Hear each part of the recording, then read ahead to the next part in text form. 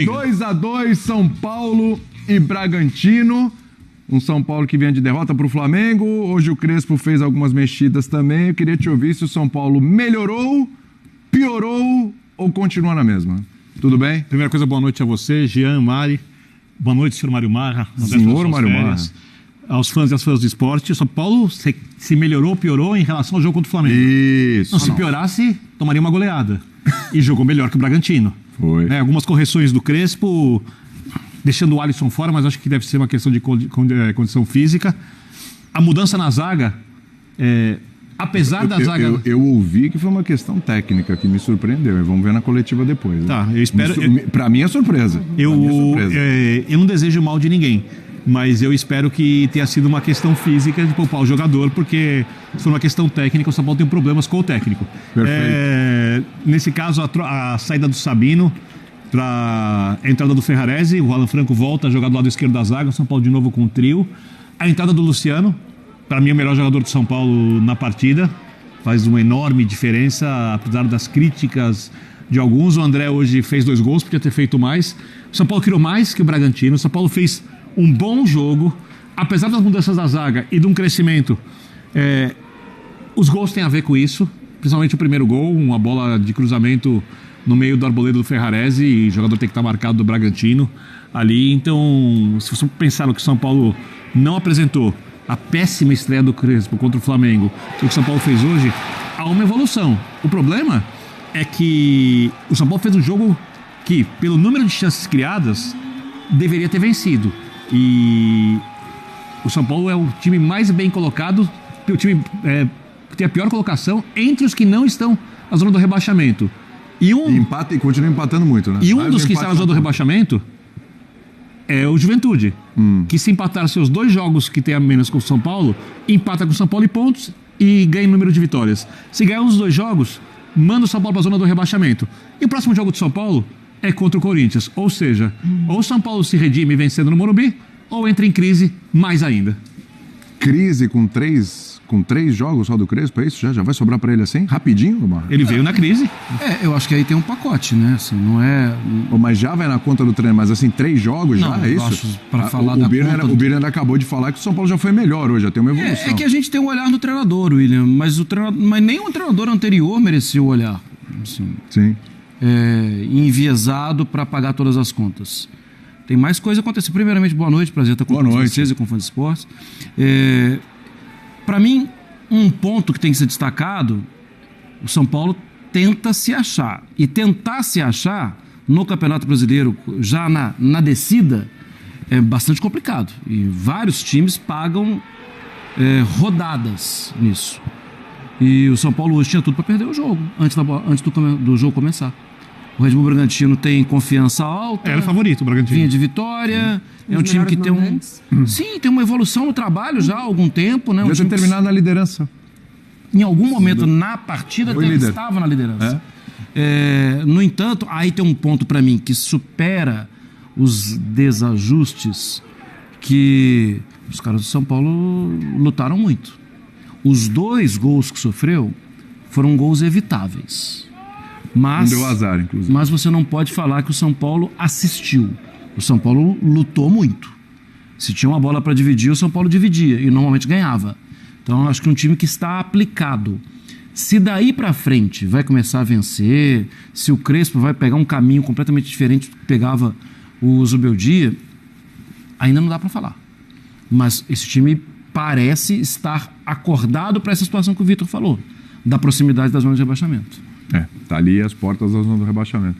Ô Mari, o Birner lembrou aqui do Luciano, né? A boa partida, sempre com muita entrega, o Luciano participou do gol, inclusive foi importante no segundo gol, né? Fundamental. Mas o André Silva, que fez os 2, é um cara subestimado, não, nesse time? Porque, olha, é o artilheiro do time no ano, no Campeonato Brasileiro, 5 gols. E parece que o torcedor sempre torce o nariz pro André Silva. Não é subestimado, não? Tudo bem, amigos? Tudo bem? Boa noite, fã de esportes que nos acompanha. Eu não sei se subestimado, mas claro que o primeiro olhar não é para ele, né?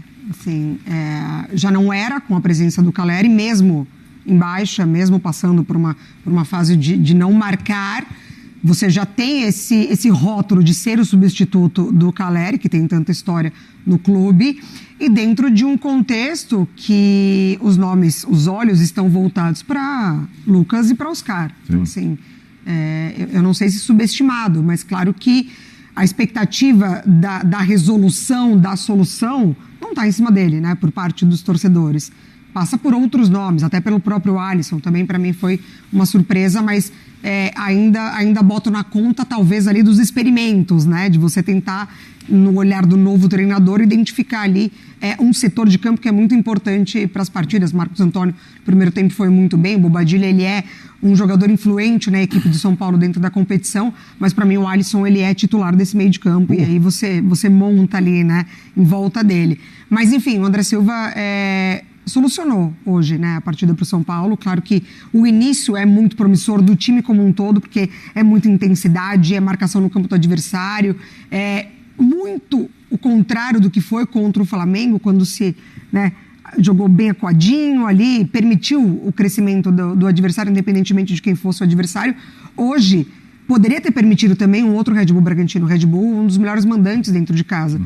A sua casa perdeu só para Palmeiras e para Bahia. Então é um time que impõe muita dificuldade, até pelo próprio ritmo, né? E o trabalho do Seabra, ele dá muito resultado com os jogadores. Tem na figura do John, assim, o ponto central desse Red Bull Bragantino. Então achei o São Paulo com uma outra postura, não só da coragem, mas implementando ali muito da ideia do seu treinador.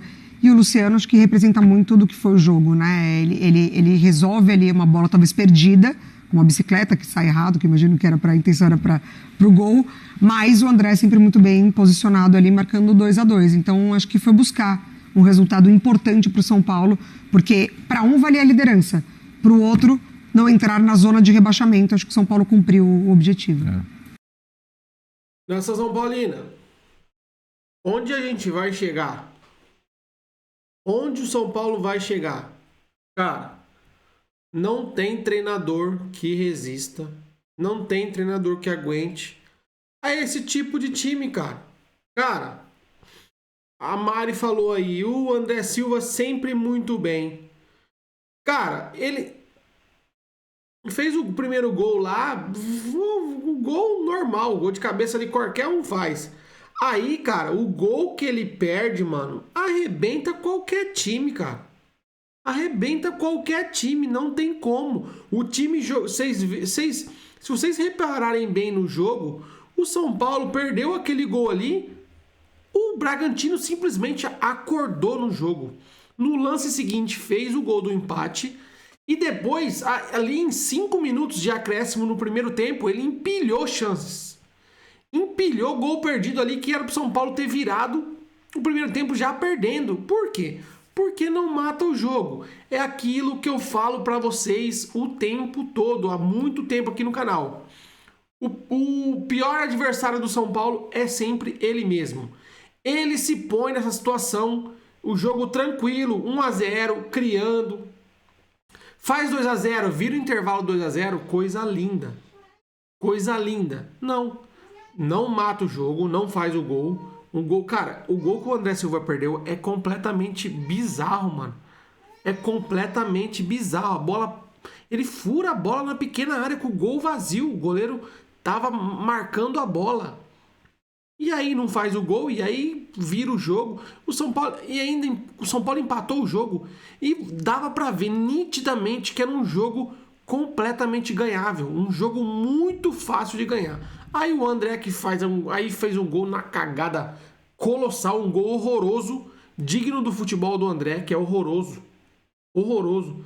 E aí mexe no time, aí entra o Dineno entra errando tudo. Tudo. Mas o Dineno, se chegar uma bola na cabeça dele, ele vai fazer o gol. Mas a gente tem um lateral direito completamente horroroso também. Cara, não dá pra acreditar que um cara desse foi campeão da Euro jogando por Portugal de titular, mano. O cara não acerta nada. O Cedric, ele erra tudo que ele tenta. Ele faz a gente ter saudades do Igor Vinícius, mano. Não dá pra acreditar que esse tipo de cara joga no São Paulo e joga os 90 minutos e não tem um reserva. Não tem ninguém pra pôr no lugar dele. Isso é mais bizarro. É impressionante. E aí, cara, não sei o que acontece. O Lucas Ferreira já sumiu. Foi pro fim da fila, que entra até o Rodriguinho tá entrando. E o Lucas Ferreira sumiu. Ferreirinha também vai entrar lá na Bacia das Almas. Dava pra pôr antes também. Não sei se o Crespo não conhece o futebol dele. Cara, não dá pra pôr culpa no Crespo. Mas o Crespo, você vê que ele já tá abatido. Desde a última coletiva. O rosto dele tá abatido. Parece que ele veio pro São Paulo acreditando numa coisa que poderia ter alguma coisa. Parece que ele chegou ali e ele caiu na real. Ele viu a situação do clube. Ele tá completamente abatido. O jeito que ele vibrou do primeiro gol, ele parecia que ele foi campeão. E aí você vê, depois toma virada, ele tá entregue, porque parece que ele viu que ele tá num buraco profundo.